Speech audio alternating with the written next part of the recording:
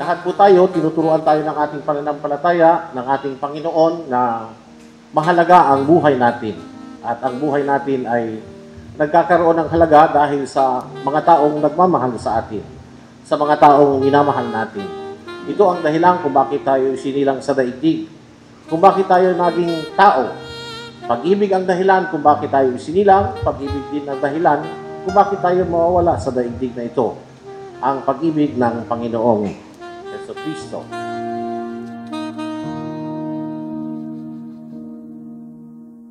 Sabi nila, yung tao, pag dinidescribe, differently ng pamilya at ng katrabaho. Kasi sabi nila, yung tao, minsan, magkaiba siya sa trabaho at magkaiba siya pag nasa bahay o sa pamilya. Pero, kakaiba to, the best. Kung ano po si Sir Joe as a family, as a father, ganun din po siya sa amin as a workmate.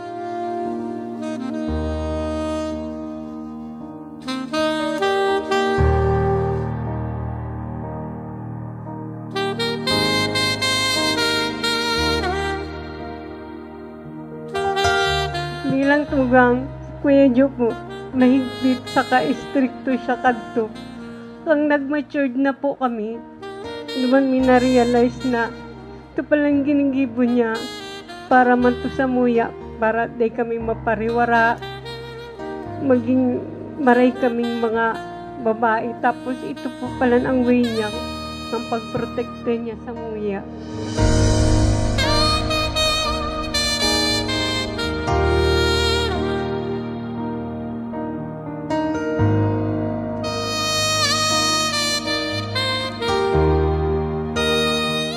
Tipo ng taong hindi mo aakalaing tito kasi ipaparamdam niya sa'yo na kaibigan mo siya. Kasi isa si Uncle George sa tinitignan namin kasi nga siya yung panganay sa family and tinuring talaga po namin siyang magmula nung mawala yung lolo namin. Kumbaga siya yung laging nagiging paraan para magkita-kita kami. Gaya ngayong gabi. With my life laid down and surrendered now, I give you everything. Your goodness is running after. Napakabait po niya. Siyang huwarang ama ng tahanan. Dalangin na lang po namin na makarating ka na doon sa langit. Kung saan po nakakarating yung mga taong katulad mo na may mabuting kalooban. Ang paglisan ng aming Sir Knight na si George ay malaking kawalan po ito sa aming samahan. Kaya kami po ay sa puso nakikiramay. Your goodness is running after me. Simbahan po as a lay minister, kasama ko po, ito ang kabady ko mula nang ito ay mag-duty ng 9:15 a.m. Kaming dalawa po nito ang palaging magkasama sa 9:15 a.m. Masakit ito para sa akin na hindi ka man lang nagpaalam, wala ka man lang pasabi, parang biglaan yung pagkawala mo. Kaya, ang pababa ko lang sa kanya, sabi ko, bro, may you faithfully show your creator. Saan ka man, alam ko na una ka, you will prepare a room for all of us. Kaya, we will miss you. Remember me, though I have to travel far. Remember me, each time you hear a sad guitar. Know that I'm with you. Nang magkakilala po kami yan, ang isa po talaga sa natatanda ko, walang iba, ay siya. Ang inaasikaso lang niya, pag-aaral at si LB.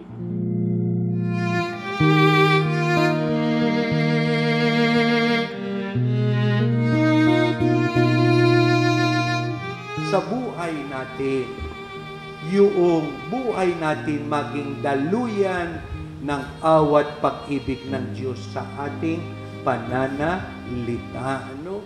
Si Kuya George, nakita ko yan. Simple lang yan. Ano? Kung ano ang sabihin mo, gagawin niya. Ano? Remember me, though I have to travel far. Pinatunayan niya po na hindi masama ang tumawa kahit sobrang bigat na ng nararamdaman. Totoo po yun.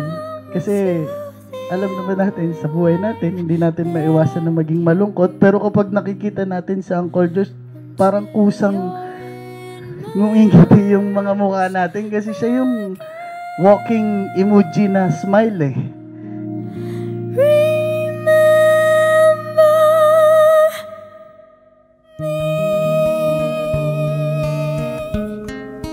Siya lang po talaga yung katrabaho na hindi mo makikitaan ng lungkot. Katrabaho na hindi mo makikitaan ng pagod. Araw-araw po nakangiti lang po yan. Sir Joe, saludo po ako sa imo. Aram ko maski mayo ka na, di mo papabayaan ng pamilya mo. Lalo na ang mga akit mo. Kaya saro lang po ang masasabi ko. I love you, sir. Salamat po. Saludo ako sa imo. Little things are what I keep. They're what I hold when I can't. Dito tayo upang una ipanalangin natin si George. Ito ang tanging magagawa natin kapag may namatay. Manalangin. Patuloy tayong manalangin. You gave me lessons without any words. A gentle strength I still feel in my world. Now heaven's where your story goes. Ang krus ng ating Panginoong Jesucristo na nasa ating harapan, marami sa atin nakikita yan bilang krus ng pagtitiis at paghihirap ng ating Panginoon. Pero ang demonyo, takot dyan. Bakit? Hindi lang yan paghihirap at pagtitiis ng Panginoon. Yan ang larawan kung gaano tayo kamahal ng Diyos. Movie nights and Sunday drives, letting me choose, you gave me that life. Spoiling us with... Sa akin pa lang bilang anak niya, alam kong mabuti talaga siyang tao, alam kong mabuti siyang tatay. Di man ako laging hinahanap siya, di man ako laging lumalapit sa kanya. Kahit kanino, kasi alam naman niya na hindi ako ganun kadali mag-open lalo na sa kanya. Pero alam niya pag may problema ako, lalapitan niya lang ako, tatawagan niya lang ako, tapos aakbayan niya lang ako. Pag nakikita niya ako malungkot, sasabihin niya lang sa akin, anak, alam mo kung mahirap, pero pilitin mo, mag-smile ka lang. Kasi pag pinilit mo mag-smile ka lang, mag-aalam ka na lang, nag-smile ka na kasi nalagpasan mo na. Minsan hindi niya kinalimutan ay paramdam sa amin na andyan siya para sa amin. A gentle strength I still feel in my world. Now heaven's where your story goes. Salamat sa pagpadangat sa mga akit ko. Proud na proud ka pag naraman mong may mga achievement. Bakulang sa mga akit ko. Gabos mga pamangkin mo. Very proud ka magpara-istorya. Rest well, Kuya Joe. I love you always. Then you live more than most ever can. And though God took you back too soon, Maraming salamat po, Uncle George. Sobrang nagpapasalamat ako sa pagiging tatay. Tatay na din po. Maraming salamat, Col. Hayaan mo, dudagos ko pag iraray si tuga ko sa imo na. Hanggat kaya ko, yun na lang kaya kong gibuhat. any words, the gentle strength I still feel in my world. Now heaven's where your story goes. Always think of God's mercy always speak about God's mercy and always live in the mercy of God. But in our hearts, you will never be gone.